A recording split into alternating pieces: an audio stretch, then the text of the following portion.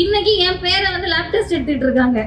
எப்படி மதிவதனின்னு வச்சிருப்பாங்க, இந்த பிள்ளை தமிழ்நாட்டுக்கார பிள்ளைலாம் இல்லைன்னு எனக்கு லேப் டெஸ்ட் எடுத்துக்கிட்டு இருக்காங்க.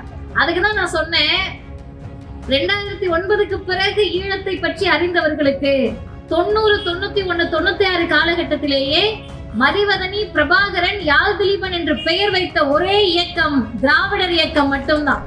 4 வார்த்தை பேச செஞ்சு மைக் வந்துருச்சுன்னு வச்சுக்கோங்களேன், ஃபாரின்ல இருந்து ஃபண்டை வாங்கிட்டு திராவிடர் இயக்கம் ஒண்ணுமே செய்யல, பெரியார் என்ன செஞ்சாரு, திரள்நிதி திருடர்கள்லாம் உருவாகிட்டு இருக்காங்க.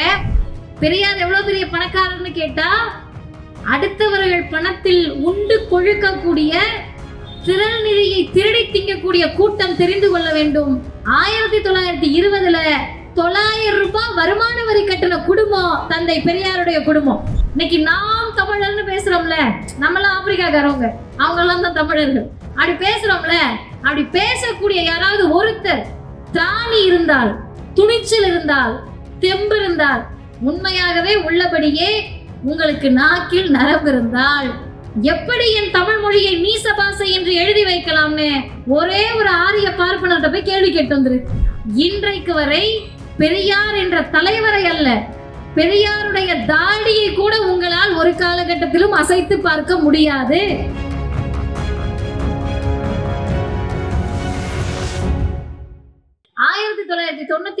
பழனியில் தந்தை பெரியார் சிலை திறப்பின் போது பெயர் வைக்கப்பட்டவர்கள் தான் இந்த மதிவதனி. இன்னைக்கும் பழனி ஆர்எஃப் ரோடுக்கு ஏதோ அடையாளம்னு கேட்டா ஐயா சிலை தான். அந்த அடையாளத்தோடு சேர்த்து பெயர் வைக்கப்பட்டோம். இன்னைக்கு என் பேரை வந்து லேப் டெஸ்ட் எடுத்துட்டு இருக்காங்க. எப்படி மதிவதனின்னு வச்சிருப்பாங்க, இந்த பிள்ளை தமிழ்நாட்டுக்கார பிள்ளைலாம் இல்லைன்னு எனக்கு லேப் டெஸ்ட் எடுத்துக்கிட்டு இருக்காங்க. அதுக்குதான் நான் சொன்னேன், 2009க்கு பிறகு ஈழத்தை பற்றி அறிந்தவர்களுக்கு 90, 91, 96 காலகட்டத்திலேயே மதிவதனி, பிரபாகரன், யாழ் திலீபன் என்று பெயர் வைத்த ஒரே இயக்கம் திராவிடர் இயக்கம் மட்டும்தான். இருக்காங்கல்ல ஐயா குணசேகரன், அவருடைய மகன் பெயர் குட்டிமணி. நீங்க யாராவது போய் கேளுங்க, 2009 பிறகு கட்சி ஆரம்பிச்சவங்கள்ட்ட குட்டிமணி யாருன்னு தெரியுமான்னு தெரியாது. கிட்டுவை தெரியுமான்னு தெரியாது. இசைப்பிரியா யாருன்னு தெரியுமான்னு கேளுங்க, தெரியாது. இவங்கெல்லாம் யாருன்னு கேட்டா, ஈழ போராட்டத்தில் தங்களுடைய உயிரை கொடுத்தவர்களுடைய பெயரை பிறந்த குழந்தைகளுக்கு வைத்து அழகு பார்த்த இயக்கம் திராவிடர் கழகமும் திராவிட முன்னேற்ற கழகமும். யாரு சார் வப்பா? பொதுமக்கள் இத்தனை பேர் நிக்கிறீங்க, யாரு மறைஞ்சாங்களோ இறந்தாங்களோ, சொந்த வீட்டுல தாத்தா செத்துட்டாருன்னா பேரை பேத்திக்க வைக்கிறதுக்கு சகனம் சரியில்லைன்னு பாப்பாங்க. அப்பதான் செத்துருப்பாரு, ஐயோ செத்தவர் பேரை வைக்கலாமான்னு யோசிப்பாங்க. அதுக்கு பிறகு முன்னாடியும் பின்னாடியும் ஒரு சாமி பேரை சேர்த்து வச்சிருவாங்க.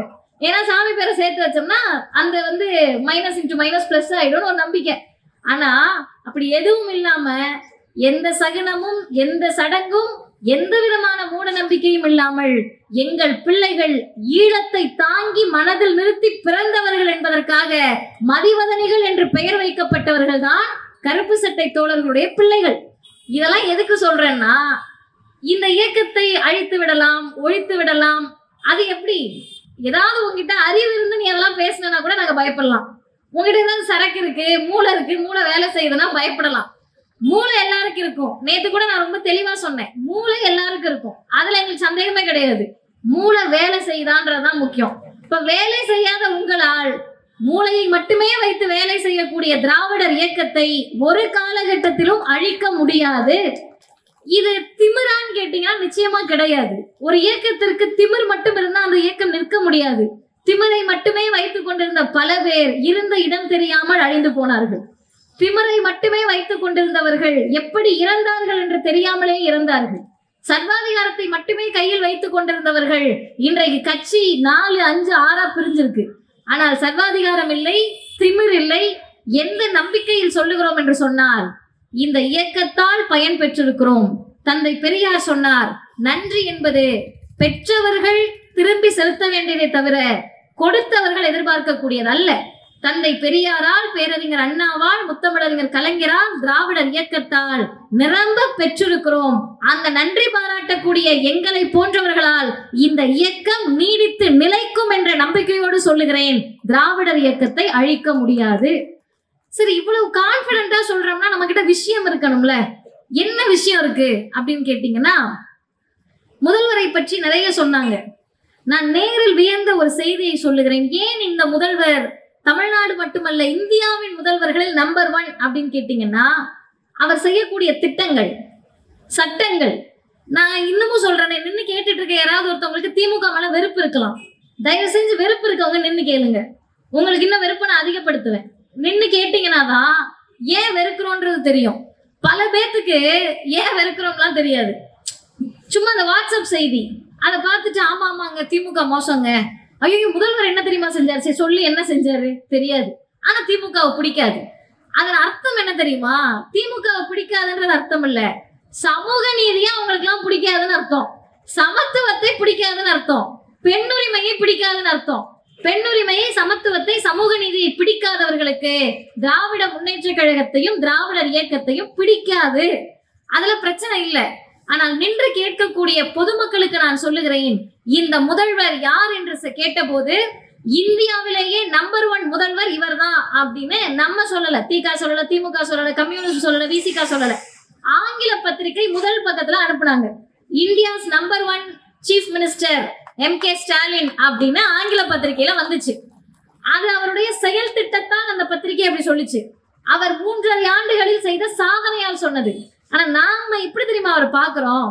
கொளத்தூரில் ஒரு நிகழ்ச்சி இந்து சமய அறநிலைத்துறையுடைய அமைச்சர் அண்ணன் சேகர் பாபு அவருடைய தலைமையில் நடக்குது. எனக்கு முதல் நாள் காலையில், இதுவரைக்கும் இந்த செய்தியை நான் எங்கேயுமே பதிவு பண்ணல, இது நம்மன் என்பதால் நான் பதிவு செய்கிறேன். முதல் நாள் போன் பண்ணி அமைச்சர் சொல்றாரு, நாளைக்கு CM வந்தாலும் வருவாரு, அழைப்புதலை பார்த்துட்டு நான் வரேன்னு சொல்லியிருக்காருன்னு. சரி வருவாரான்னு தெரியாது, நல்லா கேட்டுக்கங்க, அழைப்புதலில் அவர் பெயர் கிடையாது.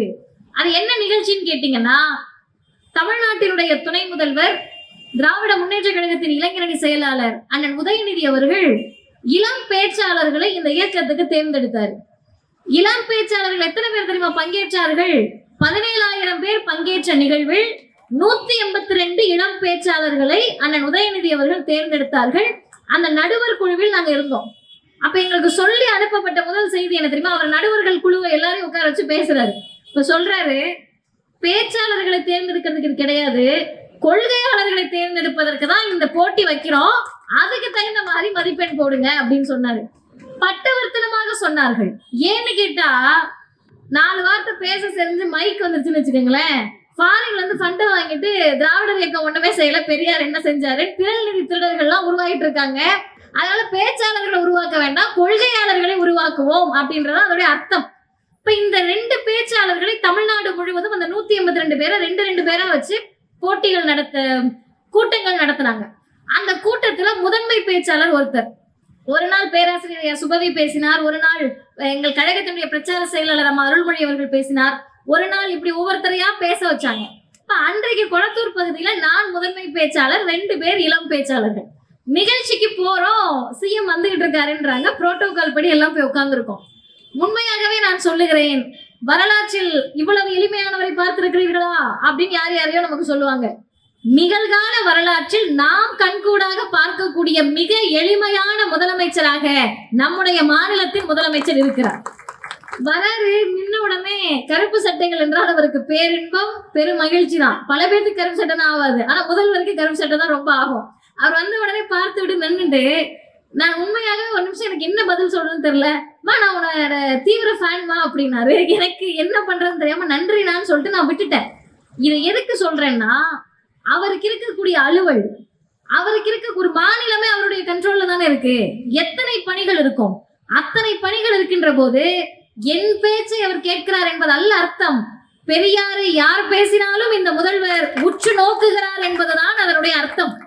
பேசி முடித்து விட்ட பிறகு கீழே உட்கார்ந்து கேட்கிறாரு. 2 பக்கம் 2 அமைச்சர்கள், நாடாளுமன்ற உறுப்பினர் அண்ணன் ராசா அவர்கள் இருக்கிறார்கள். நிற்கக்கூடிய இளைஞர்கள் கேட்டுக்கொள்ளுங்கள், எப்படிப்பட்ட முதல்வரை நாம் பெற்றிருக்கிறோம் என்று சொன்னால், அவரு அழைப்பதல்ல பேர் இல்லை, ஆடியன்ஸா வந்து உட்கார்ந்துருக்காரு. வந்து உட்கார்ந்துட்டு நாங்க 3 பேர் பேசி முடிக்கிற வரைக்கும் அமைதியா உட்கார்ந்து கேட்டுட்டு, கீழே நாங்க வந்த பிறகு எங்கள்கிட்ட பேசிட்டு அதோட போயிருந்தா கூட அவர் மீது இந்த ஈர்ப்பு இளைஞர்களுக்கு அதிகரிக்காது. உட்கார்ந்து இருக்க ஸ்டூடெண்ட்ஸ் கிட்ட இப்படி எங்ககிட்ட பேசிட்டு திரும்பி எங்கன்னு பார்த்தா, அந்த பாதையில் நடந்து போய் அந்த இளைஞர்கள் மாணவர்கள் எல்லாரையும் பார்த்துட்டு அவங்க எடுக்கிற செல்ஃபிக்கெல்லாம் போஸ்ட் கொடுத்துட்டு பிள்ளைங்களை பார்த்துட்டு திரும்பி வராருன்னு சொன்னா, இந்த முதல்வருடைய எளிமையும் மக்கள் மீது கொண்ட பற்றும் தான் நம்பர் 1 முதல்வராக அவரை நிறுத்தி இருக்கிறது. சரி, நம்பர் 1 முதல்வர், எளிமை, அவருடைய செயல் திட்டம் எல்லாம் நமக்கு தெரியுது. இதனால் மட்டுமே ஒரு முதல்வர் பாராட்டுக்குரியவரான்னு கேட்டா கிடையாது. இதெல்லாம் தனி மனித பண்பு. இது கலைஞர் இடத்திலிருந்து வந்த பண்பு. ஆனால் பெரியார் இடத்திலிருந்து அவருக்கு ஒரு பண்பு வந்திருக்குது. என்ன தெரியுமா? அது ரத்த வகையில வந்தது கிடையாது, ஜெனட்டிக்கா வருதுல்ல, அது கிடையாது. தாத்தா கிட்ட இருந்து வந்தது, தந்தை கிட்ட இருந்து வந்ததுன்னு கிடையாது. திராவிடர் இயக்கத்துக்கிட்ட மட்டும்தான் கொள்கை வழியில் மரபணுக்கள் கடத்தப்பட்டிருக்கிறது. அந்த கொள்கை வழியில் என்ன மரபணு கடத்தப்பட்டுச்சுன்னு கேட்டீங்கன்னா, 2019 சேலம், நன்றாக கேட்டுக்கொள்ளுங்கள். அப்போது நம்முடைய முதல்வர் கிடையாது, சிஎம் கிடையாது, திராவிட முன்னேற்ற கழகத்தினுடைய தலைவர். திராவிடர் கழகத்தினுடைய பவள விழா மாநாடு 75வது ஆண்டு விழா இங்கே நடக்குது சேலத்தில். அப்போது வந்து பேசுகிற போது சொன்னார், எங்களுடைய பாதையை தீர்மானிப்பது தந்தை பெரியாரும் தமிழர் தலைவர் ஆசிரியரும் பெரியார் திடலும் அப்படின்னு சொன்னார். இது வழக்கமாக திமுகவினுடைய யாராக இருந்தாலும் அந்த உணர்வோடு தான் பேசுவார்கள். அதுல ஆச்சரியம் இல்லை. 2021 வென்று விட்டார்கள், முதல்வராக பதவியேற்று விட்டார். நீட் எதிர்த்து மிகப்பெரிய பிரச்சார பெருமனை பயணத்தை தமிழர் தலைவர் ஆசிரியர் அவர்கள் நிறைவேற்றி திடலில் நடந்த நிகழ்ச்சி பாராட்டு விழாவுக்கு முதல்வர் வராரு. முதல்வர் வந்து மேடையில் பேசுகிற போது சொல்லுகிறார், நாங்கள் செல்லக்கூடிய பாதையை தீர்மானிப்பது பெரியார் திடல் தான். முதல்வராவதற்கு முன்பும் அவருடைய பாதையை தீர்மானிப்பது பெரியார் தான், முதல்வரான பின்பும் என் பாதையை தீர்மானிப்பது தந்தை பெரியார் தான் என்று சொல்லி எங்கள் பாதை தான் டிக்ளேர் பண்ணார். அந்த டிக்ளரேஷன்ல நாங்க பெருமைப்படுறோமோ இல்லையோ, இங்க அமர்ந்திருக்கக்கூடிய ஒவ்வொரு திமுக தொண்டர்களும் பெருமை அடைந்தே ஆக வேண்டும். ஏன் பெருமை அடையணும்னு காரணத்தை சொல்லிடுறேன். மேடைக்கு வந்த உடனே அண்ணன் அவர்கள் சட்டமன்ற உறுப்பினர் எல்லாரையும் வந்தவங்களெல்லாம் அறிமுகப்படுத்தினார். அவங்க வந்த உடனே மாவட்ட துணை செயலாளர்னு சொல்லி அம்மா பேரு மார்கரெட் மேரினார். சரிதானம்மா? அண்ணன் பேரை பிலால்னாரு. இது எங்களுக்கு தான் அப்படி தோணுதா என்னன்னு தெரியல. அதற்கடுத்து அவைத்தலைவர் வந்தாரு, காமாட்சின்னு அண்ணனோட பேரை சொன்னாங்க. காமாட்சிகளும் மேரிகளும் பிலால்களும் ஒரே இடத்தில் மாவட்ட துணை செயலாளர்களாக தமிழ்நாட்டில் தான் இருக்க முடியும். நாகராஜனும் இருக்காங்க, பெரியார் மண்ணில் தான் இருக்க முடியும். அவர் ஏன் அண்ணன் வந்து இஸ்லாமிய சகோதரர் சூப்பர்னு கை தூக்குறாரு தெரியுமா? இந்த உணர்வை தமிழ்நாட்டு மக்கள் புரிந்து கொள்ள வேண்டும். ஏதோ திராவிடர் இயக்கம்னு சும்மா பூச்சாண்டி காட்டுறாங்க, எதுக்கு எடுத்தாலும் திமுகன்றாங்க, பெரியார்ன்றாங்கன்னு நினைக்காதீங்க. பெரியார் கடவுள் மறுப்பாளர், அதுல யாருக்கும் மாற்று கருத்து கிடையாது. பொய் சொல்ல முடியுமா? ஆமா, அவர் கடவுள் மறுப்பாளர், நாத்திகர். பேசக்கூடிய மதிவதனி நாத்திகர், மேடையில் அமர்ந்திருக்கக்கூடிய கருப்பு சட்டைக்காரர்கள் நாத்திகர். சட்டமன்ற உறுப்பினருக்கு கடவுள் நம்பிக்கை இருக்கா? ஆமா இருக்கு. பக்கத்துல உட்கார்ந்து இருக்கக்கூடிய மேயருக்கு இருக்கா? இருக்கு. எதிரில் உட்கார்ந்து இருக்கக்கூடிய தொண்டர்களுக்கும் தோழர்களுக்கும் கடவுள் நம்பிக்கை இருக்கா? இருக்கு. மாற்று கருத்தே கிடையாது.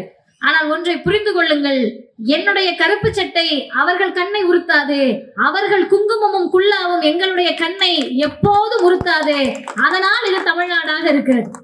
அதுதானே பொறுத்துக்க முடியல. அப்ப இதை உணர்வோடு சிந்தித்து பாருங்கள். உத்தரப்பிரதேசத்திலையும் பீகார்லையும் மகாராஷ்டிராலையும் இப்படி உட்கார்ந்து ஒரு இஸ்லாமிய சகோதரர் நிகழ்ச்சியை கேட்க முடியுமா? பொது மேடையில் பொது விவாதத்தில் அமர்ந்து இஸ்லாமிய சொந்தங்கள் இந்த நிகழ்வுகளை கேட்க முடியுமா? புர்கா அணிந்துட்டு அக்கா வந்திருக்காங்க. கர்நாடகால மிகப்பெரிய புர்கா இஷ்யூ, ஹிஜாப் அணியக்கூடாதுன்னு பிரச்சனை. உண்மையாகவே நாங்கள் எல்லாம் நெகிழ்ந்து போனோம். ஹிஜாப் சர்ச்சையின் போது தமிழ்நாட்டினுடைய இந்து சகோதரிகள் அவங்க ஹிஜாபை மாட்டிக்கிட்டு we stand with Islamic people என்று சொன்ன ஒரே மாநிலம் தமிழ்நாடு மட்டும்தான். இந்த உணர்வு தான் பிஜேபிக்கும் ஆர்எஸ்எஸ்க்கும் சங்க பரிவார் கூட்டத்துக்கும் இந்துத்துவவாதிகளுக்கும் கண்ணை உறுத்துகிறது. உடனே வந்திருக்க யூடியூப்காரவங்க பத்திரிகையாளர் இருந்தீங்கன்னா, சட்டமன்ற உறுப்பினரை மேடையில் வைத்துக் கொண்டே இந்துக்களுக்கு எதிராக பேசிய மதிவதனி அப்படிலாம் தம்ப்நெயில் போட வேண்டிய அவசியம் இல்லை. ஏன்னா நான் தெளிவா வார்த்தையை சொன்னேன். இந்துத்துவவாதிகள் அமர்ந்திருக்கக்கூடிய, நிற்கக்கூடிய, கேட்டுக்கொண்டிருக்கக்கூடிய நம்முடைய சகோதரர்கள் இந்துக்கள். இந்த நிகழ்வில் அமர்ந்திருக்கக்கூடியவர்கள் இந்துக்கள். விநாயகரையும் முருகனையும் சிவனையும் பிரம்மனையும் சரஸ்வதியையும் லட்சுமியையும் வணங்கக்கூடிய நீங்கள் இந்துக்கள். இந்துத்துவவாதிகள் வேற, அது வேற டிபார்ட்மெண்ட். அது என்ன டிபார்ட்மெண்ட்னு ரொம்ப சுருக்கமா சொல்றேன். விநாயகர் சதுர்த்தியின் போது விநாயகரை வேண்டி விரும்பி கும்பிட்டு கொழுக்கட்டையும் சுண்டலும் கொடுத்து அவர் சாப்பிட்றாரோ இல்லையோ அனைத்தையும் படைத்து நீங்களே கொண்டு போய் 3வது நாள் 5வது நாள் கரைச்சிங்கன்னா நீங்கள் இந்துக்கள். அந்த இந்துக்களுக்கும் நமக்கு சண்டை கிடையாது. பழனி மலைக்கும் பாத யாத்திரை போகக்கூடிய அந்த இந்துக்களுக்கும் நமக்கும் வாக்கிய வரப்பு தகராறு கிடையாது. ஆனால் இந்துத்துவவாதிகள் என்பவர்கள் உங்கள் வீட்டில் இருக்கக்கூடிய 15 வயது 16 வயது குழந்தைய கூட்டிட்டு போய் அந்த பசங்களை மடைமாற்றி அவங்களுக்கு தேவையில்லாத பழக்கத்திற்கு ஆட்படுத்தி போதையெல்லாம் கொடுத்து மதுவை வாங்கி கொடுத்து விநாயகரை 6 அடி உயரத்திற்கு செய்து ஊர்வலமாக கொண்டு சென்று அமைதியா போனா கூட பிரச்சனை இல்லை. இஸ்லாமியர்கள் வசிக்கக்கூடிய பகுதியிலையும் கிறிஸ்தவர்கள் வசிக்கக்கூடிய பகுதியிலையும் போய் வம்பிழுத்தா அவர்கள் இந்துத்துவவாதிகள். அமர்ந்திருக்கக்கூடிய நீங்கள் இந்துக்கள். அந்த இந்துக்களுக்கும் இந்துத்துவவாதிகளுக்கும் வேறுபாடு நமக்கு புரியணும். அப்ப இந்த திராவிடர் இயக்கம் யாருக்காக நின்றதென்றால் இந்துக்களுக்காக நின்றது. எவ்வளவு நின்றிருக்கோம் தெரியுமா? பெரியார் கடவுள் இல்லைன்னாரு. ஆமா, இங்க பெண்கள் உட்கார்ந்துருக்காங்க. எனக்கு பார்ப்பதற்கே மகிழ்ச்சியாக இருக்கிறது. அதுலயும் வந்த உடனே எனக்கு இன்னும் என்ன மகிழ்ச்சின்னு கேட்டீங்கன்னா, தமிழ்நாட்டில் 50% உள்ளாட்சிகளில் ஒதுக்கியவர் தமிழ்நாட்டினுடைய முதலமைச்சர். அதனால்தான் திண்டுக்கல்லில் வணக்கத்திற்குரிய மேயர் பெண்ணாக அமர்ந்திருக்கிறார். நான் வந்த உடனே கேட்டேன், அக்கா எப்படி இருக்கு எல்லாம் அப்படின்லாம் கேட்டேன். இப்ப அவர்களெல்லாம் பார்க்கிற போது உண்மையாவே எனக்கு அவங்க மேயர், இவங்க துணை செயலாளர், அவங்க ஐடிவிங்க அப்படிலாம் எனக்கு தெரியல. எனக்கு என்ன தெரியுமா தெரியுறாங்க, எத்தனையோ பெண்கள் அதிகாரத்திற்கு வர முடியாமல் அரசியல் ஆசையே இல்லாமல் வீட்டிற்குள் கிடைக்கின்ற போது நீ வாமா நான் இருக்கேன் உனக்கு அப்பாவா என்று அழைத்தவர் தந்தை பெரியார். தந்தை பெரியாருக்கு எந்த மதத்தை பற்றியும் கவலை இல்லை. நான் இன்னமும் சொல்றேனே, இந்தியன் கான்ஸ்டிடியூஷன் சொல்லுது ஆர்டிகல் 25, நீங்க என்ன மதத்தினாலும் பின்பற்றலாம். இந்துவா இருக்கலாம், கிறிஸ்தவரா இருக்கலாம், இஸ்லாமியரா இருக்கலாம், பௌத்தரா இருக்கலாம், நாத்திகரா இருக்கலாம். பிடிக்கலங்க எனக்கு இந்த மதம்னு மதம் மாறலாம். எல்லா உரிமையும் உங்களுக்கு இருக்கு. அந்த மத உரிமையில் தலையிடுவது என்பது தீகாக்காரவங்க வேலை கிடையாது. எங்க வேலை என்ன தெரியுமா? இந்த பெண்கள் அமர்ந்திருக்கிறார்கள்ல, இவர்கள் கோவிலுக்குள் செல்லுகிற போது அவங்களுக்கு பிடிச்ச சாமியை கும்பிட போறப்ப நீ எல்லாம் கோவிலுக்குள்ள வரக்கூடாத பாலினம்னு சொன்னாலோ, எங்க அண்ணனும் எங்க சித்தப்பாவும் எங்க பெரியப்பாவும் நிக்கிற நீங்க எல்லாரும் தான் கோவிலுக்குள்ள போறப்ப இந்த ஜாதிக்காரன் கோவிலுக்குள்ள வரக்கூடாதுன்னு சொன்னா மடார்னு தலையில தட்டி எல்லோரையும் கோவிலுக்குள் அழைத்து செல்ல வேண்டிய பணிதான் பெரியாரியலாளர்களுடைய திராவிடர் கழகத்தினுடைய பணி. அந்த வேலையை செய்வதால் தான் கடவுள் மறுப்பை பேசிய பெரியார் இந்து பெண்களுடைய உரிமைக்காக போராடினார். இங்க இத்தனை பேர் ஆண்கள் இருக்கீங்கல்ல, நான் இன்னைக்கு காலையில கல்லூரியில இந்த கேள்வியை கேட்டேன். ஆனா என்னை விட எல்லாரும் பெரியவர்கள், அதனால கை தூக்கெல்லாம் சொல்ல மாட்டேன். நீங்களே உங்க மனசாட்சிக்கு உட்பட்டு யோசிச்சுக்கோங்க. பாசம் மலர் படத்துல இருக்கிற மாதிரி அண்ணன் தங்கச்சியா இருப்பீங்க. அப்படியே தங்கச்சிக்கு ஏதாவது ஒண்ணுன்னா அப்படியே கண்ணீர்லாம் வரும், எல்லாம் பண்ணுவோம். அப்பா பிள்ளைய பாசமா வளர்ப்பாரு. எப்ப வரைக்கும்? சொத்துல உரிமை கேட்கிற வரைக்கும். நகை போடுவாரு, காது குத்துவாங்க, நகை போடுவாங்க, மூக்கு குத்துவாங்க, கழுத்துல கையில எல்லாம் போடுவாங்க. 100 பவுன் தங்கம் கொடுக்க தயாரா இருப்பாங்க. அவருக்கு இருக்கிறதே 1 ஏக்கரா இருக்கும். அதுல பாதி ஏக்கர் கேட்டு பாருங்க. அப்பா எவ்வளவு அன்பானவர், அண்ணன் எவ்வளவு பெரிய பாசமலர்லாம் தெரிஞ்சிடும். இப்ப சொந்த அப்பாவும் அண்ணனும் பெத்த பிள்ளைக்கு கூட பிறந்த அக்கா தங்கச்சிக்கு சொத்து கொடுக்க மாட்டேன்னாங்க. ஏன் சொத்து கொடுக்க மாட்டேன்னாங்கன்னு தெரியுமா? சொத்து வந்துட்டா திமிராயிடும், படிக்க வச்சா ஓடி போயிடும், சொத்து கொடுத்துட்டா திமிராயிடும் நினைச்சப்ப ஒரு தலைவர் தான் 1929 சொன்னாரு, தகப்பன் சொத்தில் சரிசமமாக பெண்களுக்கு உரிமை வேண்டும், கல்வியும் சொத்தும் பெண்களுக்கு வேண்டும். சொன்னவர் கடவுள் இல்லை என்று சொன்ன தந்தை பெரியார் தான். எந்த பெண்களுக்காக சொன்னாரு? இந்து பெண்களுக்காக சொன்னாரு. இது யார் தெரியுமா செஞ்சா? பெண்களுக்கு சொத்துரிமை வேண்டாம்னு சொல்லி ஆரியர்கள் பார்ப்பனர்கள் போராட்டம் பண்ணாங்க. வீதியில இறங்கி சண்டை போட்டாங்க அம்பேத்கருக்கு எதிராக. அந்த மசோதாவை அம்பேத்கர் கொண்டு வரக்கூடாது என்று சொல்லி. இப்ப 29 தந்தை பெரியார் நிறைவேற்றிய தீர்மானம், புரட்சியாளர் அம்பேத்கரால் நிறைவேற்றப்பட முடியாமல் போன சட்டம், இதையெல்லாம் சேர்த்து தேர்தல் களத்தில் நின்று, நல்லா கேட்டுக்கங்க, சும்மா இயக்கவாதி கிடையாது, தேர்தல் களத்தில் நின்று பெண்களுக்கு இதை செய்தால் பெண்களே ஓட்டு போட மாட்டாங்கன்னு கலைஞருக்கு தெரியும். பொம்பளை பிள்ளை பெத்த அம்மாவே ஓட்டு போட மாட்டாங்க. ஐயோ அவளுக்கு சொத்தா, அவ திமிரா பேசுவாளே, வாய் பேசுவாளே, ஓடி போயிடுவாளேன்னு பெத்த தாயே ஓட்டு போட மாட்டாங்கன்னு தெரிஞ்சு கூட வாக்கை பற்றி கவலை இல்லை. பெண்களுடைய சுயமரியாதைக்காக தகப்பன் சொத்தில் பெண்களுக்கு உரிமை உண்டு என்று 1989 சட்டம் நிறைவேற்றியவர் முத்தமிழறிஞர் டாக்டர் கலைஞர் தான். இப்ப இந்த இயக்கம் இந்துக்களுக்கு எதிரானதா? பெரியாரும் கலைஞரும் இந்து பெண்களுக்கு எதிரானவர்களா? நான் இன்னும் ஒருபடி மேல போய் சொல்றேன். லட்சுமி அப்படின்ற கடவுள் நம்ம எல்லாருக்கும் தெரியும். அவங்களுக்கு ஒதுக்கப்பட்ட டிபார்ட்மெண்ட் செல்வம், பணம் தான்.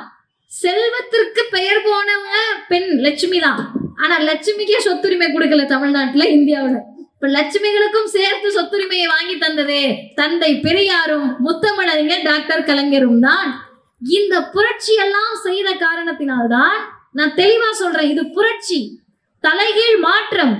இன்னைக்கு ஆண்களுக்கு, அது குறிப்பா என்னுடைய அப்பா வயதில் இருப்பவர்களுக்கு பெண்ணுரிமைன்னு பேசுற பெண்களை பார்த்தாலே கடுப்பா இருக்கும். என்ன சும்மா ஆனா அவனான பெண்ணுரிமை, வீட்டுல நான் தோசை ஊத்துறேன் இந்த பிள்ளைக்கு தெரியுமா அப்படின்னு நீங்க நினைச்சிட்டு இருப்பீங்க. வீட்டுல நான் எல்லா வேலையும் செய்யறேன், தலையாட்டுறாரு அண்ணன், வீட்டுல நான் எல்லா வேலையும் செய்யறேன் இந்த பிள்ளைக்கு தெரியுமா, சும்மா நான் ஏதோ பண்ணாத மாதிரி பேசிட்டு இருக்கீங்கன்னு. ஒண்ணு தெரிஞ்சுக்கங்க, இப்படி 100 வருஷமா பேசி பேசிதான் இன்னைக்குதான் உங்களுக்கு தோசைக்கே ட்ரைனிங் கொடுத்துருக்கோம். இன்னும் நீங்க செய்ய வேண்டிய 1008 வேலைகளுக்கு நாங்கள் இன்னும் 100 ஆண்டு காலம் பேசியாக வேண்டிய தேவை இருக்கிறது. அக்கா சிரிக்கிறாங்க, எல்லாருக்கும் அந்த பிரச்சனை இருக்கும். அப்ப இது ஒரு புரட்சி. இந்த புரட்சி இந்த மண்ணில் எப்படி செய்தோம் நீங்க நின்று கேட்டுக்கிட்டு இருக்கோம். கதர் பவன் இருக்கு, தமிழ்நாடு கதர் பவன், கதர் மற்றும் கைத்தறி. இத பார்த்த உடனே நமக்கெல்லாம் என்ன தெரியும்னா கதர் விற்பனை நிலையமாக தெரியும். ஆனா எங்க பார்வைக்கு என்னவா தெரியுது தெரியுமா, பெரியார் செய்த புரட்சி தான் தெரிகிறது. இன்னைக்கு பெரியாரை எதிர்த்து பேசக்கூடியவர்கள் பேசலாம், விமர்சிக்கிறாங்கன்றோம், தயவு செஞ்சு அந்த வார்த்தை யாரும் பயன்படுத்தாதீங்க. பெரியார் விமர்சனத்திற்கு அப்பாற்பட்டவர் கிடையாது. பெரியாரை விமர்சனத்திற்கு உள்ளாக்க வேண்டும். பெரியார் ஒரு கூட்டத்துக்கு வராரு, ராமசாமி கழுதை பேசுகிறதுன்னு சுவர் எழுத்து ஒண்ணு வேண்டாம். நான் இப்ப கூட்டத்துக்கு வரேன், யாராவது மதிவதனி கழுதை பேசுகிறதுனா ஜர்க்காகுமா ஆவாதா? ஒரு மாதிரி கூச்சமா இருக்கும்ல, ஐயோ என்னடா இது, நம்மள எவ்வளவு பெரிய ஆளுன்னு சொல்லிட்டு இருக்காங்க, கழுதன்னா எழுதி வச்சிருக்காங்களேன்னு கஷ்டமா இருக்கும். பேச வந்தது மறந்துடும். நான் ஐயா மேடையில் ஏறி என்ன தெரியுமா சொன்னாரு, யாரோ ஒருத்தவங்க ஈவேரா கழுத ராமசாமி கழுத பேசுன்னு எழுதியிருக்காங்க, நான் அதை வரவேற்கிறேன், பாராட்டுறேன். ஏன் தெரியுமா பாராட்டுறேன்னு சொல்றாரு, ஒருவேளை என்னை நீங்கள் புனிதப்படுத்தி விட்டால், கடவுள்னு நினைச்சிட்டீங்கன்னா நான் சொல்றதை அப்படியே நம்பிடுவீங்க, உங்க அறிவுக்கு வேலை கொடுக்க மாட்டீங்க, என்ன கழுதன்னு திட்டுங்க, என்னனாலும் திட்டிட்டு நான் சொல்ற செய்தி சரியா தப்பான்னு யோசிச்சு பார்த்து முடிவெடுங்கன்னு சொன்ன தலைவர் தந்தை பெரியார் அவர்கள். யாருக்கு இந்த மண்ணில் அந்த உறுதி வரும், அந்த துணிச்சல் வரும்? மேடையில் பேசி கொண்டிருக்கிறார், முட்டைக்குள்ள மலத்தை வச்சு அடிக்கிறாங்க. இளைஞர்கள் தெரிந்து கொள்ளுங்கள், நிற்கக்கூடியவர்கள் மலத்தை எடுத்து அடித்த போது ஒண்ணு வேண்டாம், நம்ம மேல தக்காளி முட்டையெல்லாம் தூக்கி சும்மா எரிஞ்சாங்கன்னாவே அடுத்த கூட்டத்துக்கு போறதுக்கு 1 மாசம் ஆயிடும். நமக்கு அந்த அவமான உணர்ச்சியில இருந்து வெளியே வந்து யூடியூப் காரங்களாம் வேற ரெக்கார்ட் பண்ணிட்டாங்களேன்னு கவலை இருக்கும். அந்த மனிதர் அவ்வளவு பெரிய ஆள். அன்னைக்கு அவர் உட்கார்ந்து இருக்காரு, மலத்தை முட்டையில் வைத்து அடைத்து அடிக்கிற போது தொண்டர்கள் எல்லாம் கொதித்தெழுகிறார்கள். கருப்பு சட்டைக்காரவங்க எல்லாம் எழுந்து நிக்கிறாங்க, ஐயாவை அடிச்சிட்டாங்க. இவர் என்ன தெரியுமா பண்றாரு, அதை தொடச்சா நேரம் ஆயிடும்னு தோல்ல இருந்து அந்த துண்டை நல்லா விரிச்சு அந்த மலம் தெரியாத மாதிரி போத்திக்கிட்டு அப்படியே பேச ஆரம்பிக்கிறார். உடனே சொல்லுகிறார், முட்டையில மலத்தை அடிச்சிருக்கீங்க, அதை பத்திலாம் எனக்கு கவலை இல்லைங்க. எனக்கு என்ன தெரியுமா கவலை, அந்த மலத்தை தொடுவதற்கு இன்னும் நீங்கள் தயாராக இருக்கிறீர்கள், அதற்காக தான் வருத்தப்படுகிறேன்.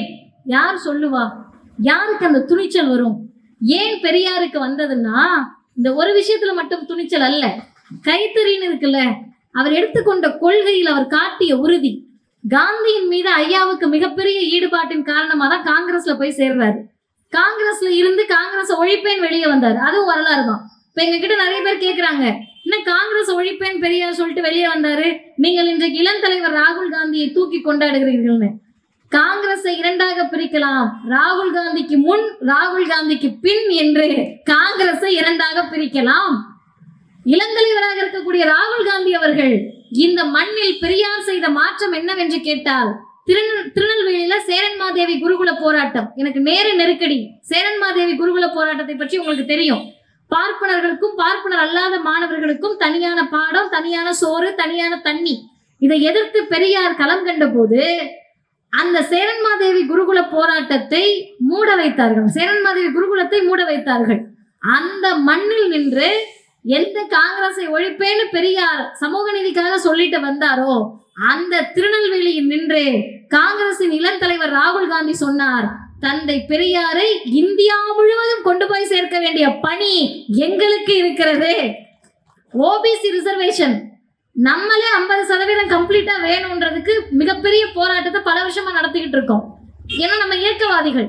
ஆனால் கட்சியில் நின்று கொண்டு அவர் சொன்னார், காங்கிரஸ் ஆட்சியை பிடித்தால் ஓபிசிகளுக்கான இடஒதுக்கீட்டை 50% உயர்த்தி அதற்கு மேலும் கொண்டு செல்வோம், ஜாதி வாரி கணக்கெடுப்பை எடுப்போம். அப்பா இன்றைக்கு இருக்கக்கூடிய காங்கிரஸ் வேற. அன்றைக்கு பார்ப்பனியமயமாக இருந்த போது அதற்கு முன்னால் காந்தியின் மீது கொண்ட ஈடுபாட்டால் ஐயா காங்கிரஸ்ல சேர்றாரு. எப்படி பெரியார் கொள்கை உறுதினா கதர் ஆடைகளை எல்லாருக்கும் கொண்டு போய் சேர்க்கணும்னு காந்தி சொல்றாரு. புதிதாக கேட்கக்கூடியவர்கள் அந்த சுவாரஸ்யமான செய்தியை கேளுங்க. பெரியார் எப்பயுமே அவர் கொண்ட கொள்கையை அவர் மட்டும் வச்சுக்க மாட்டார். பெரியார் கொள்கையை பரப்புவதில் மிகப்பெரிய சுயநலவாதி. அவருக்குனால அந்த கொள்கையை பற்றி யார்ட்டையாவது பேசாம இருந்தா அவருக்கு மண்டை வெடிச்சிரும். அதனால எல்லாருக்கிட்டையும் போய் பரப்புவாரு. அப்போ அவங்க வீட்டு அம்மா இருக்காங்க நாகம்மையார், அவங்கள போய் கதராடை உடுத்த வைக்கிறார். அவங்க அம்மா பெரியாருடைய அம்மா மிகப்பெரிய பக்திமான், மிகப்பெரிய வைணவத்தை பின்பற்றக்கூடிய குடும்பம், பார்ப்பனர்களுக்கு சோறு போட்ட குடும்பம். அந்த பக்திமான்றதை தாண்டி பணக்கார குடும்பம் பெரியாருடையது. பெரியார் எவ்வளவு பெரிய பணக்காரர்னு கேட்டா, அடுத்தவர்கள் பணத்தில் உண்டு கொழுக்கக்கூடிய திரள் நிதியை திருடி திங்கக்கூடிய கூட்டம் தெரிந்து கொள்ள வேண்டும். 1920 900 ரூபாய் வருமான வரி கட்டின குடும்பம் தந்தை பெரியாருடைய குடும்பம். அவ்வளவு பெரிய பணக்காரர் ஐயா பெரியார். அப்ப அவங்க அம்மா என்ன சேலை கட்டியிருப்பாங்க? பட்டு சேலை, பட்டு புடவை கட்டி நகையோட இருப்பாங்க. அவங்க கிட்ட கொண்டு போய் கதரை கொடுத்தா அந்த அம்மா கட்டுவாங்களா? கட்ட மாட்டாங்க. என்னப்பா துணி இதுன்னு கேட்பாங்கன்ட்டு ஐயா சொல்றாரு, அம்மா இந்த துணி யார் தெரியுமா கொடுத்தாங்கன்னு முன்னாடி ஸ்ரீலாம் சேர்ந்து காந்தியடி சுவாமிகள் கொடுத்ததுமா, இதை கட்டினா குடும்பத்துக்கு நல்லது நடக்கும், கட்டுங்கன்றாரு. அவங்க அம்மாவுக்கு கடவுள் நம்பிக்கை அதிகம், சாமியாரோ சொல்லியிருக்காங்கன்னு சொல்லி அந்த அம்மா வாங்கி கதரை கட்டிடுறாங்க. கொள்கையில் கொண்ட உறுதியை நினைச்சு பாருங்க. தன் வீட்டில் கதராடையை உடுத்த வைத்தது மட்டுமல்ல, மிகப்பெரிய வணிக குடும்பம், அவ்வளவு பணக்காரர் பெரியார். கதராடையை உடுத்தி கொண்டு ஏதோ தெருவில் நடப்பவரை போல முதுகுல அந்த கதர் மூட்டையை தூக்கிக்கிட்டு வீதி வீதியாக சென்று கதர் பிரச்சாரம் செய்தார். அந்த தலைவர் எந்த கொள்கையை எடுத்துக்கொண்டாலும் உறுதியோடு நின்றார். அந்த உறுதிதான் இன்றைக்கு வரை பெரியார் என்ற தலைவரை அல்ல, பெரியாருடைய தாடியை கூட உங்களால் ஒரு காலகட்டத்திலும் அசைத்து பார்க்க முடியாது. ஏன்னா அவரை டிக்ளேர் பண்றாரு. ஏதோ இவங்க ஆய்வு பண்ணி, அண்ணன் ரொம்ப அழகா சொன்னாரு, ஏதோ நீ ஆய்வு பண்ணி எடுத்துட்டு வந்து பெரியார் என்ன சொன்னார் தெரியுமா? நாங்களே தான் சொல்றோம். ஆனால் எனக்கு தெரிந்த தமிழ்நாட்டில் முதல்ல டிக்ளேர் பண்ணது நம்முடைய சட்டமன்ற உறுப்பினராக தான் இருப்பாருன்னு நினைக்கிறேன். ஆமா சொன்னாரு, நம்ம சொல்லிட்டு தான் இருக்கோம். ஆனா அவர் அது மேல என்ன டிக்ளேர் பண்ணாருன்னா, உன் பாட்டன்னு என் பாட்டன்னு காட்டு மிராண்டியாதானே இருந்தாங்க. நீ தானே சொல்ற கல் தோன்றி மண் தோன்ற காலத்திற்கு முன் தோன்றிய மூத்த குடி தமிழ் மொழின்றல்ல. இப்ப கல் தோன்றி மண் தோன்றதுக்கு முன்னாடி யார் இருந்திருப்பா? காட்டு மிராண்டி தானே இருந்திருப்பாங்க. அவங்க பேசின மொழி என்ன? தமிழ் மொழி தானே. அதை தானே பெரியார் சொன்னாருங்க. இப்ப பெரியாருடைய அந்த உறுதி என்பது, ஒரு கட்சியை ஆதரிக்கிறாரா 100% ஆதரிப்பார். எவ்வளவு ஆதரிப்பாருன்றது ஒரு சின்ன எடுத்துக்காட்டு சொல்றேன். கல்வி வள்ளல் காமராஜர். கல்வி வள்ளல் காமராஜரை பிடிக்காதவர்கள் யாருமே இருக்க முடியாது. நான் நகைச்சுவையா சொல்லுவேன், அன்றைக்கு காங்கிரஸை பிடிக்காதவர்கள் கூட இருந்திருக்கலாம், காமராஜரை பிடிக்காதவர்கள் யாருமே இருக்க மாட்டார்கள். அந்த காமராஜர் பெரியார் சொல்றாரு, கல்வி வள்ளல் பச்சை தமிழர்லாம் ஐயா தான் பட்டம் கொடுக்கிறாரு, வாயார சொல்றாரு. சொல்லி சொல்லி மகிழ்ந்த போது 1957 அருமை சகோதரர்களே தோழர்களே, இந்திய அரசமைப்பு சட்டத்தில் ஜாதியை பாதுகாக்கக்கூடிய பிரிவுகளை திராவிடர் கழகம் எரிச்சாங்க. தந்தை பெரியாருடைய தலைமையில் ஐயா முதல் நாள் கைதாயிடுறாரு, எரிக்கிறாங்க. இது உங்க எல்லாருக்கும் தெரிஞ்சிருக்கும். எரிச்சப்ப 10,000 பேர் எரித்தார்கள், 3000 பேர் கைதானார்கள், 18 பேர் செத்து போனாங்க. ஜாதியை ஒழிப்பதற்கு 18 பேரை களபலி கொடுத்த ஒரே இயக்கம் இந்திய துணைக்கண்டத்தில் திராவிடர் கழகமும் கருப்பு சட்டம் மட்டும்தான். இவ்வளவு செஞ்ச பிறகு அந்த தொண்டர்களோட கொதிச்சு போயிருப்பாங்க. அப்ப முதல்வராக இருந்தவர் காமராஜர். ஐயா இவர் விட்டுடலாம் எங்கன்னு சொல்லியிருப்பாங்க. இத்தனை பேர் களபலி ஆயிருக்கோம், ஜெயிலுக்குள்ள செத்து இருக்கோம், நம்மளை இவ்வளவு பெரிய வேதனைக்கு உட்படுத்தி இருக்காங்கன்னு. ஆனா ஐயா என்ன தெரியுமா பண்ணாரு? 57க்கு பிறகு வந்த தேர்தலிலும் கல்வி வள்ளல் காமராஜரை தான் ஆதரிக்கிறேன்னு சொன்னார். அதனுடைய அர்த்தம் என்ன? என் தொண்டர்கள், என்னுடைய தோழர்கள் ஜாதியை ஒழிக்க களபலி கொடுத்தாலும் பரவாயில்லை, கல்வியை பாதுகாப்பதற்கு காமராஜருடைய கரத்தை வலுப்படுத்த வேண்டும் என்று உறுதியாக பெரியார் நின்றார். எதிர்க்கிறதும் அப்படிதான், எதிர்க்கிறதுன்னு ஆயிடுச்சு. இந்த கொஞ்சம் நஞ்சம் நாசுக்கா பேசுறது, மேல தேன் தடவி பேசு, இதெல்லாம் ஐயாவுக்கு வரவே வராது. அடிச்சா அடிதான்.